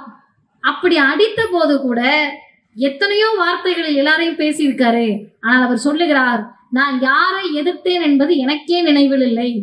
ஜாதியை எதிர்த்தேன், மதத்தை எதிர்த்தேன், கடவுளை எதிர்த்தேன், புராணங்களை எதிர்த்தேன், சாஸ்திரத்தை எதிர்த்தேன், சட்டத்தை எதிர்த்தேன், நீதிபதிகளை எதிர்த்தேன், நீதிபதி சொல்லக்கூடிய அந்த சட்டத்தின் கூறுகளை எதிர்த்தேன், என்னுடைய இனிய நண்பர்களாக இருந்த ராஜகோபாலாச்சாரியாரை எதிர்த்தேன். அவரே சொல்றாரு, எல்லாரும் எதிர்த்தேன். சில சமயம் எனக்கு நினைவுக்கு வரமாட்டேன் நான் யாரெல்லாம் எதிர்த்தேன்னு என்று சொல்லிவிட்டு சொல்லுகிறார், நான் யாரை ஆதரித்தாலும் சரி எதிர்த்தாலும் சரி என்னுடைய நோக்கம் ஒன்றுதான். அது எனக்காக அல்ல. நான் பொய் சொல்லி இருக்கலாம், ஏமாற்றி இருக்கலாம், எதுவுமே எனக்காக அல்ல. இந்த மக்களுக்காக, திராவிட மக்களுடைய சமூக நீதிக்காக, வகுப்புவாரி உரிமைக்காக நான் பல்டி அடித்திருக்கிறேன். அது எல்லாமே அவருடைய டிக்ளரேஷன். அந்த டிக்ளரேஷனை பெரியார் பேசிவிட்டு மட்டும் சென்றிருந்தால் தமிழ்நாடு இன்றைக்கு தன்னிகரற்ற மாநிலமா மாறி இருக்காது. பெரியார் சொன்னதை செய்வதற்கு ஆட்சிகள் இங்கே வந்தது. அந்த ஆட்சியினுடைய முன்னோடியாக காமராஜர் கல்விக்காக செய்ததை சொன்னோம். இன்னொன்னையும் நான் சேர்த்து சொல்லிடுறேன், காமராஜரை பிடிக்கும் பெரியாரை பிடிக்காதுன்னு ஒரு குழு உருவாயிருக்கு. காமராஜரை பிடிக்கும், ஏன்னா காமராஜருக்கு கூகுள்ல போய் ஜாலியா பார்த்துருவாங்க, அதனால காமராஜரை பிடிக்கும். ஐயாவை பிடிக்காது. காமராஜர் பெரியாரை பார்த்து என்ன சொன்னார் தெரியுமா? அது உருக்கமான செய்தி, எத்தனை முறை பேசினாலும் கண்ணில் நீர் வேற வைக்கக்கூடிய செய்தி. பெரியார் மறைகிறார் டிசம்பர் 24, 1973 சென்னையில ஐயாவுடைய உடலை வைத்திருக்கிறார்கள். அருமை தோழர்களே, காமராஜர் வெளியே வராரு. இன்னைக்கு மாதிரியே செய்தியை முந்தி தரக்கூடிய ஊடகங்கள் எங்க சாவு வீட்டுல போய் நின்றுட்டு, உங்கள் மகன் எப்படி இறந்தார், எங்க அவங்க அம்மானால பேச முடியுமா, உங்க மகன் இறந்தது எப்படி உணர்வீங்க, எப்படி சந்தோஷமாக உணர்வாங்க. அப்படி இன்னைக்கு யூடியூப் சேனல்லாம் செத்தவங்க வீட்டுல போய் மயக்க நீட்டுற மாதிரி அன்னைக்கு ஆட்கள் இருந்திருக்காங்க. இப்ப காமராஜர் கிட்ட மயக்க நீட்டினப்ப காமராஜர் சொல்லி இருக்கிறார், கொடலே அந்து போயிருச்சுன்ற பேட்டி கேட்குதான்னு கேட்டிருக்கேன். குடலே அந்து போயிடுச்சுன்னா என்ன தெரியுமா அர்த்தம்? நான் அறிவியல் படித்த மாணவி. குடலினுடைய அந்த வேலை இருக்குல்ல, அது உடலில் மிக முக்கியமான வேலை. நீங்க என்னனாலும் சாப்பிடலாம், குடல் வேலை செய்யலைன்னா அந்த சாப்பாடு சக்தியா மாறாது, எனர்ஜியா மாறாது. சக்தியா மாறலன்னா குரலும் வராது, வேலையும் பார்க்க முடியாது. இப்ப குடலினுடைய பணி என்பது எது இந்த உடலுக்கு தேவையோ அந்த சோறுல இருந்து அதை எனர்ஜியா மாத்திக்கிட்டு தேவையில்லாத வெளியேற்றுவது குடலின் பணி. அப்படி தமிழர்களுக்கு வந்த அனைத்து ஆபத்துகளையும் வெளியேற்றி தமிழர்களை காத்து நின்ற தமிழர்களின் பெருங்குடல் தான் தந்தை பெரியார் என்ற அர்த்தத்தில் காமராஜர் சொன்னார். அடுத்த நாள் காமராஜர் வீட்டுல இருக்கப்ப இந்த எழுத்தாளர் நீலன் ஐயா பக்கத்துல உட்காந்துட்டு என்ன எல்லாம் முடிஞ்சிருச்சான்னு கேட்கிறாரு, ஒவ்வொன்னா விவரிக்கிறாரு. காமராஜருக்கு அவர் சொன்ன எதுவுமே காதுல விழலையா, அதை அவர் புத்தகத்தில் பதிவு செய்திருக்கிறார். கண்ணு ஓரத்தில் தண்ணி மட்டும் தார தாரையா வடிஞ்சிட்டு டக்குன்னு நிமிர்ந்து சொல்றாரு, இனிமேல் தமிழனுக்கு ஏது நாதி, பெரியார் செத்துட்டாரு, தமிழனுக்கு எது நாதின்னு கேட்டார். அப்படி காமராஜர் பெரியாரை உயர்வான இடத்தில் வைத்தார். பேரறிஞர் அண்ணா, வரலாற்றில் நம்மை ஏமாற்றிய ஆரியத்தை 2 முறை நாம் ஏமாற்றி இருக்கிறோம். ஒண்ணு என்ன தெரியுமா? முதல் ஏமாற்றம் என்ன தெரியுமா? ஆரியத்திற்கு ராஜகோபாலாச்சாரியாரும் பேரறிஞர் அண்ணாவும் கூட்டணியில இருக்காங்க. 67 தேர்தலில் அண்ணா வெற்றி பெறுகிறார். அண்ணாவை பற்றி இன்னும் நான் உயர்வாக ஒரு படி மேல போய் சொல்லணும்னா, தந்தையை எதிர்த்து அரசியல் செய்து வெற்றி பெற்ற முதல் பெருமகன் பேரறிஞர் அண்ணாவா. ஐயாவை விட்டு விலகி போய் தான் வென்றார்கள். வரலாற்றை நாம் மாற்ற முடியாது, அதுதான் உண்மை. ஆனால் வெற்றி பெற்ற பிறகு ராஜகோபாலாச்சாரியாருக்கு ஒரே மகிழ்ச்சி, அடடா தந்தையும் மகனும் பிரிஞ்சுட்டாங்க, நம்மளதான் அண்ணா பார்க்க போறாருன்னு இவர் பயங்கரமா வெயிட்டிங்ல இருக்காரு. அண்ணா என்ன பண்றாரு, இவருக்கு டாட்டா காமிச்சிட்டு திருச்சி பெரியார் மாளிகைக்கு சென்று அவர் சந்தித்த தலைவர் தந்தை பெரியார். பெரியார் கிட்ட போய் சொல்றாரு, எங்களுடைய அமைச்சரவையை பெரியாருக்கு காணிக்கையாக்குகிறோம். அண்ணா யார் தெரியுமா? இளைஞர்கள் ஏதோ அண்ணாவினுடைய உருவத்தை இன்றைக்கு பார்த்தால் ஏதோ சிறிய தோற்றம்னு நினைப்பீங்க. உலக வரலாற்றிலேயே தன்னுடைய முதல் உரையில் பாராளுமன்றத்தில் தான் யார் என்பதை ஒரே வார்த்தையில் உலகிற்கு சொன்ன ஒரே தலைவர் பேரறிஞர் அண்ணா மட்டும்தான். I belong to Dravidian stock, நான் திராவிட இனத்தை சார்ந்தவன். அதோட அண்ணா நிறுத்தல, அடுத்த வரிதான் முக்கியம். நீ நிறைய வச்சிருக்கப்பா, இந்தியால காடு வச்சிருக்க, மலை வச்சிருக்க, நதி வச்சிருக்க, காசு வச்சிருக்க, எல்லாம் வச்சிருக்க. ஆனால் இந்த இந்திய துணை கண்டத்திற்கு தருவதற்கு எங்களிடத்தில் புதிய செய்தி இருக்கிறது, அரிய கருத்துகள் இருக்கிறது, உங்களிடத்தில் இல்லாதது எங்கள் திராவிட இனத்திடம் இருக்கிறது என்று சொன்னவர் பேரறிஞர் அண்ணா. சரியா? காமராஜர், அண்ணா. அடுத்து கலைஞருக்கு வாங்க. இதெல்லாம் ஏன் சொல்றேன்னு சொல்றேன். கலைஞர் முதல்வர், ஐயா மறைகிறார். அரசு மரியாதை செய்யணும்ன்றாரு. நான் இது சொல்லுவது எல்லாமே என்னை விட மூத்தவர்களுக்கு அல்ல, இளையவர்கள் நிற்கிறார்கள். அப்படி அரசு மரியாதை செய்யணும்னு சொன்னப்ப பெரியாருக்கு செய்ய முடியாது. ஏன்னா பெரியார் அரசு பதவியில இல்ல, கவுன்சிலரா கூட இல்ல ஐயா. இப்ப எப்படி செய்ய முடியும்? உடனே அதிகாரிகள் வந்து சொல்லுகிறார்கள், நீங்கள் பெரியாருக்கு அரசு மரியாதை செய்ய முடியாதுங்க ஐயா, ஏன்னா அவரு அரசு பதவியில இல்ல. கலைஞருடைய மதிநுட்பம் அடுத்து பிராக்ஷன் ஆஃப் செகண்ட், உடனே அந்த மின்னல் வெட்டுறப்ப சொல்லுவாங்க பிராக்ஷன் ஆஃப் செகண்ட்ல வெட்டுச்சுன்னு. அப்படி உடனடியாக கலைஞர் சொல்லுகிறார், காந்தி என்ன அரசு பதவியில இருந்தாரு, அவருக்கு அரசு மரியாதை பண்ணாங்க. கலைஞர் கேட்கல.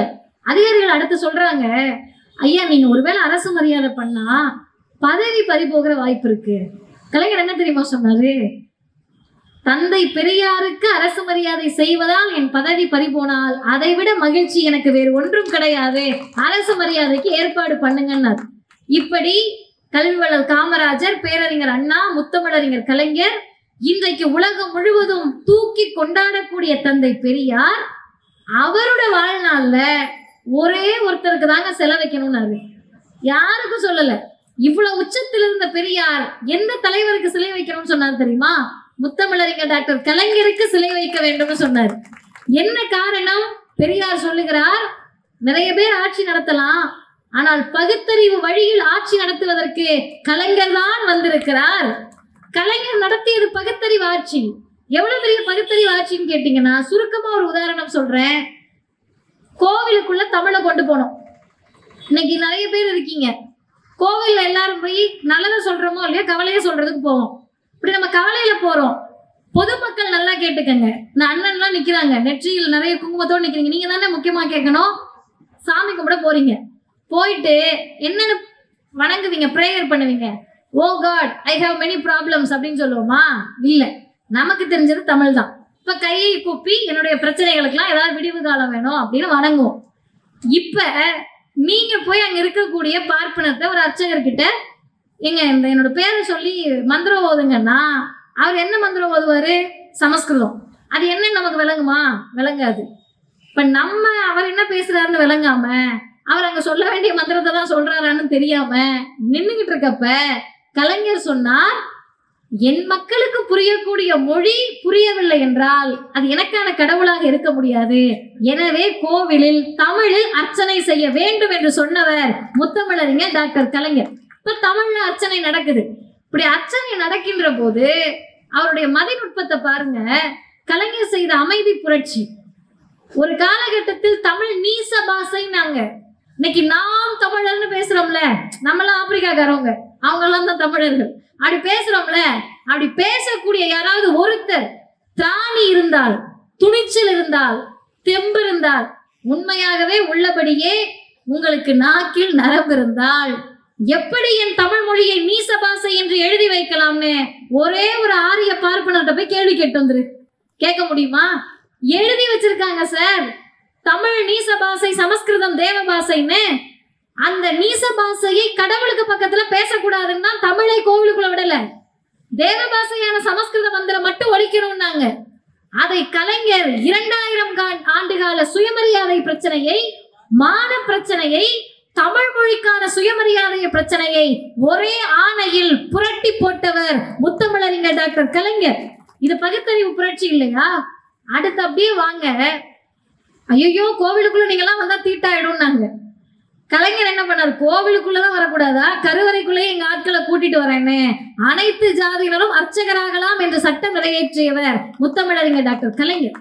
சட்டத்தை நிறைவேற்ற வேண்டும் என்று 95 வயதில் மூத்திர சட்டியோடு எங்க ஐயா பெரியார் போராடினார். கலைஞர் ஒரே வார்த்தையில சொன்னாரு, ஐயா நடக்கிறது உங்க ஆட்சி, உங்க ஆட்சி நடக்கிறப்ப நீங்க போராடலாமான்னு கேட்டார். ஆனால் எங்களுக்கெல்லாம் இருக்கக்கூடிய பெருமிதம் என்னவென்று சொன்னால், குறிப்பாக இளையவர்கள் நமக்கு இருக்கக்கூடிய பெருமிதம் என்ன என்று சொன்னால், ஐயா பெரியாரால் கண்ணால் பார்க்க முடியாமல் போன ஒரே காட்சி அது மட்டும்தான். கலைஞர் சட்டத்தை கொண்டு வந்துட்டாரு, ஆனால் பார்ப்பனர்கள் உச்சநீதிமன்றத்துக்கு போய் ஸ்டே வாங்கிட்டாங்க. சத்தமே இல்லாம ஆகஸ்ட் 7, 2021 தமிழ்நாட்டின் முதலமைச்சர் நம்முடைய மாண்புமிகு தளபதி அவர்கள் அனைத்து ஜாதியிலும் அர்ச்சகர் ஆகலாம் என்று பணி நியமன ஆணையை கொடுத்தார். இன்னைக்கு கோவில்களில் எல்லா சமூகத்துக்காரர்களும் இந்துக்களும் கோவிலுக்குள்ள நிக்கிறாங்கன்னா இது இந்த திராவிட மாடலினுடைய சாதனை. இத்தனையும் செய்த கலைஞர், அண்ணா, தளபதி என்று சொன்னால் இன்றைக்கு ஏன் இதை பேச வேண்டும் என்பதை ஒரு 10 நிமிடங்களில் நான் சொல்லி நிறைவு செய்கிறேன். இன்னைக்கு ஏன் திராவிடத்தை பேசணும்? வைக்கம் நூற்றாண்டு விழா எல்லாரும் சொன்னாங்கல்ல. வைக்கம் நூற்றாண்டு விழாவை பற்றி நான் எல்லாரும் சொல்லிட்டதுனால சுருக்கமா ஒரு செய்தியை சொல்றேன்.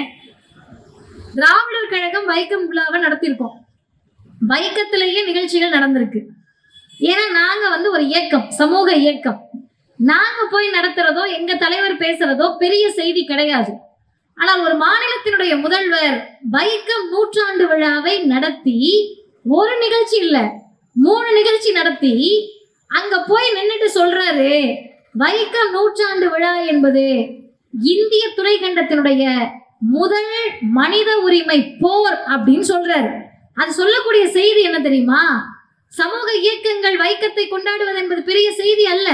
ஒரு மாநிலத்தின் முதல்வர் வைக்கத்தில் நின்று கொண்டு பேசுகிறார் என்றால் அதனுடைய அர்த்தம் இந்த மாடல், இந்த திராவிட மாடல் மனிதநேயத்தின் பக்கம்தான் நிற்கிறது என்பதை உலகத்திற்கு தமிழ்நாட்டின் முதலமைச்சர் பதிவு செய்திருக்கிறார். நிறைய இளைஞர்கள் வைக்கம்னா கோவில் நுழைவு போராட்டம் நினைச்சுக்கிறீங்க. கிடையாது. தெருவில் நடக்கிறதுக்கே நமக்கு உரிமை இல்லை. அப்ப கெஸ்ட் ரோல் பிளே பண்ணாங்க நிறைய பேர். யாரும் தவறா எடுத்துக்க கூடாது. நான் வரலாற்றை சொல்லுகிறேன். காந்தி பிளே பண்ணதே கெஸ்ட் ரோல் தான். கடைசியாக ராணியை சந்திப்பதற்கு முன்னால் அந்த போராட்டத்துல காந்தி வரல. அதற்கு கடைசியில வராரு. காந்திக்கு இருந்த நெருக்கடி, இந்து மதம் பிளவுபட்டுன்னு அவருக்கு இருந்த அச்சம், அது எல்லாமே சரி. நாம் அந்த கேள்விக்கே போல. ஆனா பெரியார் என்ன செஞ்சுட்டாருன்னு கேக்குறாங்கல்ல, அவங்களுக்கு நான் பதில் சொல்லல, திமுக சொல்லல, கம்யூனிஸ்ட் சொல்லல. அந்த போராட்டத்தில் நின்ற பேராசிரியர் சொல்லுகிறார், பெரியார் வந்ததற்கு பிறகுதான், அப்ப பெரியார் கிடையாது 24ல, ஈவே ராமசாமி வந்த பிறகுதான் வைக்கம் போராட்டம் புத்துயிர் பெற்றது என்று வைக்கத்தில் நின்ற பேராசிரியர் பதிவு செய்கிறார். செத்து போக கடந்த போராட்டத்திற்கு உயிர் கொடுத்தவர் தந்தை பெரியார். அப்ப வைக்கத்துக்கு போறாருல்ல, ஒண்ணு வேணா இங்க இருக்கக்கூடிய திமுக தோழர்களோ, பிசிக தோழர்களோ, திக தோழர்களோ போன் பண்ணி சென்னையில இருக்க எனக்கு, அம்மா 2 நாள் கழிச்சு ஒரு ஆர்ப்பாட்டம் இருக்கு வந்துடுறியான்னு கேக்குறாங்க. நான் முதல் கேள்வி என்ன கேட்பேன்? என்ன ஆர்ப்பாட்டம்? எதுக்கு நடத்துறீங்க? காவல்துறை அனுமதி வாங்கிட்டீங்களா? இல்ல நம்ம அண்ணாமலை மாதிரி ஆட்டோட ஏடி ஓடிக்கிட்டே ஆர்ப்பாட்டம் பண்ண போறோமா அப்படின்னு கேட்பேன். கேட்டுட்டு தானே வருவேன். ஆனா இவர் என்ன பண்றாரு, அந்த மனிதர், கடிதம் வருதுங்க, வைக்கத்தில் இந்த மாதிரி போராட்டக்காரர்கள்லாம் கைதாயிட்டாங்க, நீங்க வரணும்னு கடிதத்தை வாங்கி பாக்கெட்ல வச்சுக்கிட்டு எதை பத்தியும் கவலைப்படல. மொழி தெரியாத ஊரு, நமக்கெல்லாம் லாங்குவேஜ் தெரிஞ்ச ஊர்லயே குப்பை கொட்ட முடியாது. மொழி தெரியாத ஊர், வேறு மாகாணம், கலாச்சாரம் வேற. கைது பண்ண காவல்துறை எப்படி ட்ரீட்மெண்ட் இருக்குன்னே தெரியாது.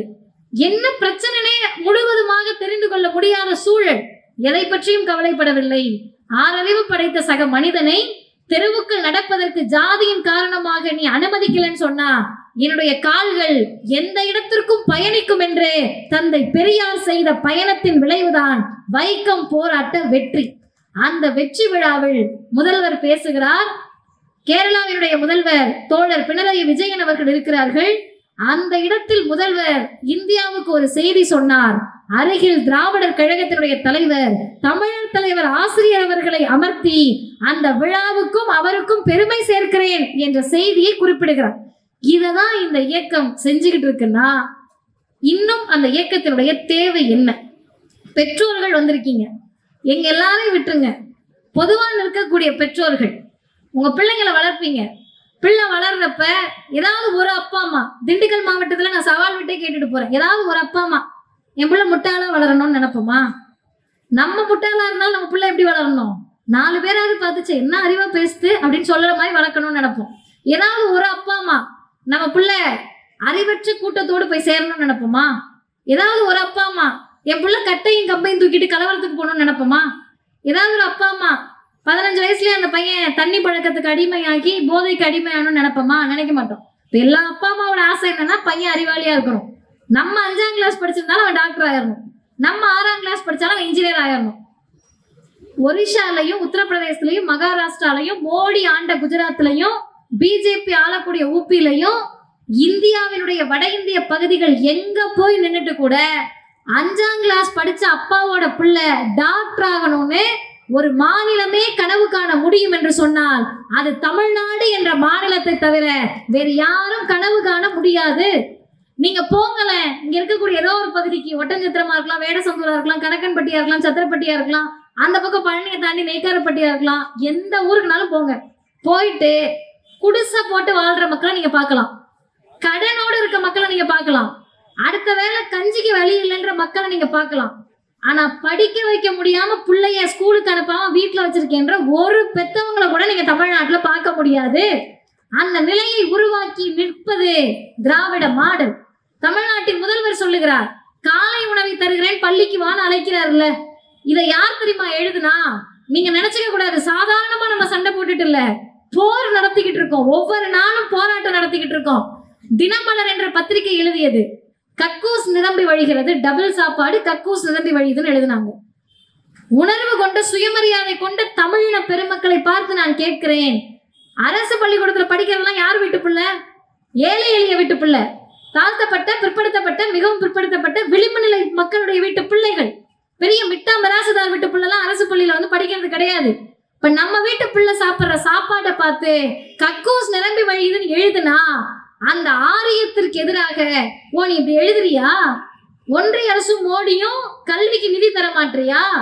அடங்கி போவதற்கு நான் சாவர்கர் பேரன் அல்ல.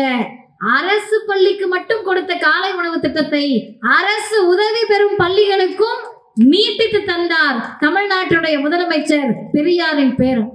இப்ப இந்த போராட்டம் என்பது வெளிப்படையாக தெரியக்கூடிய போராட்டம் அல்ல. ஏன் திமுகவை தூக்கி பிடிக்கிறோம்? எங்கள் கழகத்தின் தலைவர் ஆசிரியர் 92 வயது. இன்னைக்கு நிகழ்ச்சி தொடங்குறதுக்கு முன்னாடி ஐயா குணசேகரன் அவர்கள் அழைப்பு விடுத்த உடனே அண்ணன் பேசுறாரு. ஆசிரியருக்கும் அண்ணனுக்கும் என்ன உறவு முறை? ரத்த பந்தமா, சொந்தமா? ஒண்ணும் கிடையாது. ஏன் உச்சி முகர்ந்து திராவிடர் இயக்கத்தை, திராவிட முன்னேற்ற கழகத்தை, இந்தியா கூட்டணியினுடைய தோழர்களை தூக்கி நிறுத்தி கொண்டாடுகிறோம் என்று சொன்னால், இந்தியாவில் எல்லா மாநிலமும் கலவர பூமியாக இருக்கிறது. மதத்தின் பெயரால் மிகப்பெரிய சண்டைகள் நடக்கிறது. தமிழ்நாடு மட்டும் அமைதியாக நிற்க வேண்டும் என்று சொன்னால், எங்கள் தலைவர் 92 வயதில் நாள்தோறும் பயணித்து சொல்லுகிறார், தமிழ்நாட்டின் முதல்வரின் கரத்தை இன்னும் பல 10 ஆண்டுகளுக்கு வலுப்படுத்தி தீர வேண்டும் என்று சொல்லுகிறார் என்று சொன்னால், அது சொல்லக்கூடிய செய்தி ஒன்றே ஒன்றுதான். அந்த செய்திக்கு பின்னால் இருக்கக்கூடிய அரசியல் என்பது, அருமை தோழர்களே, இன்றைக்கு நேற்றைக்கு தொடங்கிய சண்டை இல்லை இது. நீங்க கேள்வி கேட்கணும், ஏங்க வட இந்தியாவிலாம் பிரச்சனை இருக்குன்னா தமிழ்நாட்டுல பிரச்சனையே இல்லையா? தமிழ்நாட்டுல ஜாதி சண்டை நடக்கிறது இல்லையா? நானே சொல்லிடுறேன், நீங்க என்ன நான் போன பிறகு கேட்கறது? நானே சொல்றேன், ஜாதி சண்டை நடக்கிறது இல்லையா? ஜாதி கலவரம் நடக்கிறது இல்லையா? பிரச்சனை நடக்கிறது இல்லையா? எல்லாமே தான் நடக்குது. பாலியல் வன்கொடுமைகள் நடக்கிறது இல்லையான்னு கொஞ்சம் உங்கள் பகுத்தறிவோடு சிந்தித்து பாருங்கள். உத்தரப்பிரதேசத்துல பாலியல் வன்கொடுமை நடக்குது. முதுகெலும்ப உடைச்சு நாக்கு அறுத்து அந்த பொண்ணை அபியூஸ் பண்ணி கொலை பண்ணி அவங்க அப்பா அம்மா கண்ணு முன்னாடி எரிக்கிறாங்க காவல்துறை அனுமதியோடு.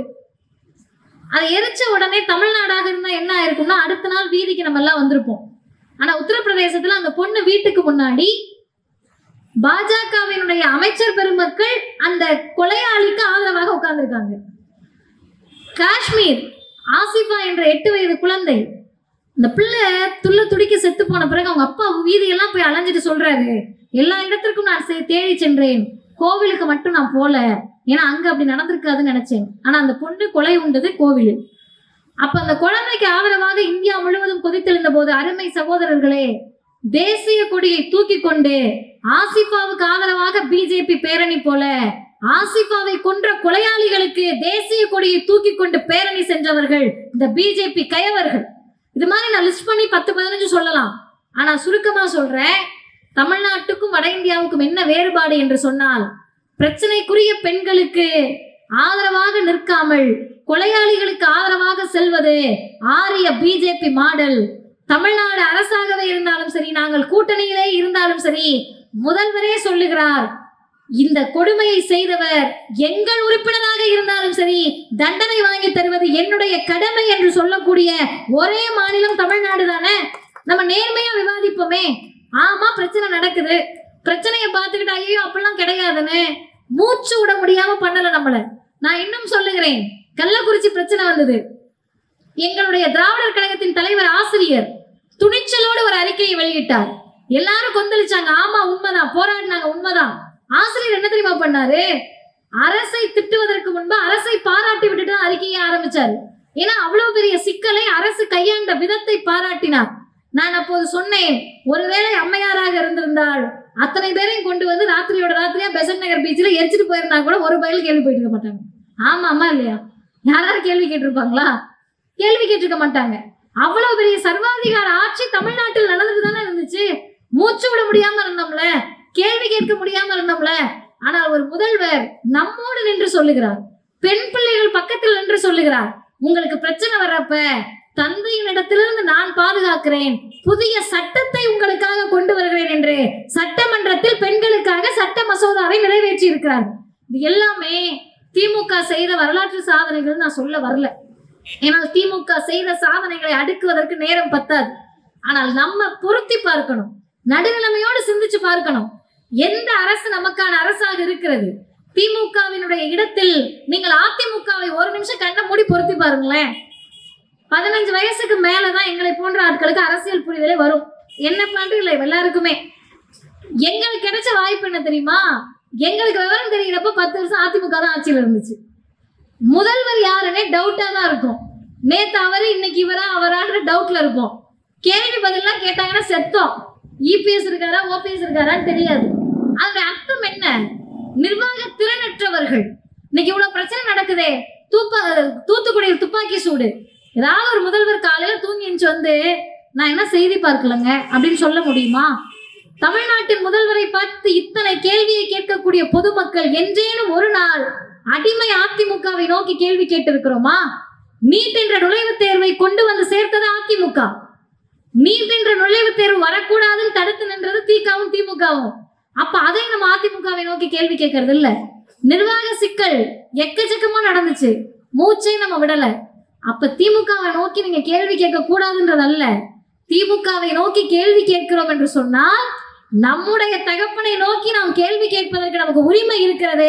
அந்த உரிமையின் அடிப்படையில் திமுகவை நோக்கி கேள்வி கேட்பதற்கு தமிழ்நாட்டு மக்களுக்கு உரிமை இருக்கிறது. அந்த உரிமையோடு சட்டமன்ற உறுப்பினர் நேற்றைக்கு சொன்ன செய்தி, சிவகங்கை மாவட்டம் அந்த பிள்ளைங்க போய் நிக்கிறாங்க. அதை மட்டும் அந்த பிள்ளைங்க கேட்கல, அப்பான்னு சொல்லி ஒரு பிள்ளை சொல்லுது. அந்த பொண்ணு அப்படியே உணர்ச்சியோடு சொல்லுது, பா எங்களுக்கு போயிட்டு வர்றதுக்கு பஸ் ஸ்டாண்டு பஸ் இங்க நிக்க மாட்டேதுப்பா அப்படின்னு சொல்லுது அந்த பொண்ணு. சொன்ன உடனே நமக்கு அர்ஜுன் முதல்வன் படத்துல பார்த்துதான் பழக்கம். இதெல்லாம் நமக்கு பழக்கம் கிடையாது, ஹிஸ்டரியிலே இல்ல. 2 மணி நேரத்துல பஸ் ஸ்டாப்பை உருவாக்கி, பேருந்து நிறுத்தத்தை உருவாக்கி டிவியில் அதை டெலிகாஸ்ட் பண்றாங்க. 2 மணி நேரத்தில் பெண் பிள்ளைகள் கேட்ட பேருந்து நிறுத்தம் அந்த பகுதிக்கு வந்து சேர்கிறது. இப்ப இத்தனையும் செய்யக்கூடிய ஆட்சியில் சிக்கல்கள் இருக்கிறதா என்று கேட்டால் 1% சிக்கல் கூட இல்லாம கடல்லே இல்லை. உலகத்துல எந்த ஆட்சியும் அப்படி நடத்தவே முடியாது. அதிகாரிகள் இருக்கிறார்கள், கீழே பியூரோக்ராட்ஸ் இருக்காங்க, காவல்துறை அதிகாரிகள் வேற இருக்காங்க. 24 ஹவர்ஸும் நம்மளை தவிர எல்லாருக்கும் அனுமதி கொடுக்கக்கூடிய காவல்துறை அதிகாரிகள்லாம் இருக்காங்க. இத்தனை பேர் இருக்கக்கூடிய நேரத்தில் இதையெல்லாம் தாண்டி ஒரு முதல்வர் துணிந்து நிற்கிறார், நமக்காக நிற்கிறார் என்று சொன்னால், எங்கள் தலைவர் ஆசிரியர் அவருக்கு ஒரு பரிசை கொடுத்தார். அந்த பரிசை சொல்லி நான் நிறைவு செய்கிறேன். கடந்த டிசம்பர் 24 பெரியாருடைய நினைவு நாள் அன்றைக்கு எல்லாரும் என்ன பரிசு கொடுக்க போறாங்கன்னு காத்துக்கிட்டு இருந்தோம். ஆசிரியர் அதை ஒரு ரொம்ப சஸ்பென்ஸாவே வச்சிருந்தாரு. கைத்தடி என்ற தந்தை பெரியாரினுடைய கைத்தடியை முதல்வருக்கு பரிசாக கொடுத்தார். அந்த காட்சி நீங்க யூடியூப்ல திரும்ப போய் பாருங்க. ஆசிரியர் இப்படி கொடுப்பாரு, முதல்வர் டக்குன்னு அதை திருப்பி வைத்து கைத்தடி நேரா இருக்கிற மாதிரி காட்டிட்டு பேசுகிற போது ஒரு சொல்லுவார், இது போதும் எனக்கு, இதுவே போதும். ஏதோ பாடல் வரி மாதிரி அந்த இது போதும் எனக்கு என்பதில் இருக்கக்கூடிய அர்த்தத்தை மட்டும் சொல்லுகிறேன். அருமை தோழர்களே, தமிழ்நாடு முதல்வர் சொல்லுகிறார், பெரியார் தந்த சுயமரியாதை மட்டும் எனக்கு போதும், தந்தை பெரியார் சொந்த பகுத்தறிவு எனக்கு போதும், தந்தை பெரியார் மண்ணில் சமூக நீதி போதும், தந்தை பெரியார் தந்த அந்த மான உணர்வால் அறிவுணர்ச்சியால் எங்கள் மக்களை காத்து நிற்கக்கூடிய பணியை செய்வது மட்டுமே எனக்கு போதுமானது என்ற செய்திதான் முதல்வர் சொன்ன வந்த செய்தி. வைக்கம் நூற்றாண்டு நிறைவு விழாவில் நாம் போக வேண்டிய தூரம் இன்னும் நிறைய இருக்கிறது. ஜாதி ஒழிப்பு களத்தில், மதவாத ஒழிப்பு களத்திலே, நம்முடைய மூட நம்பிக்கை ஒழிப்பு களத்தில், பெண்ணுரிமை களத்தில், சமத்துவ களத்தில் நாம் போக வேண்டிய தூரம் அதிகம் இருக்கிறது. அந்த தூரத்தில், அந்த பயணத்தில் திராவிட மாடலுடைய கரத்தை வலுப்படுத்த திராவிடர் கழகத்தை நோக்கி வாருங்கள் என்று கேட்டு முடிக்கிறேன். வாய்ப்புக்கு நன்றி, வணக்கம். வாழ்க பெரியார், வளர்க பகுத்தறிவு.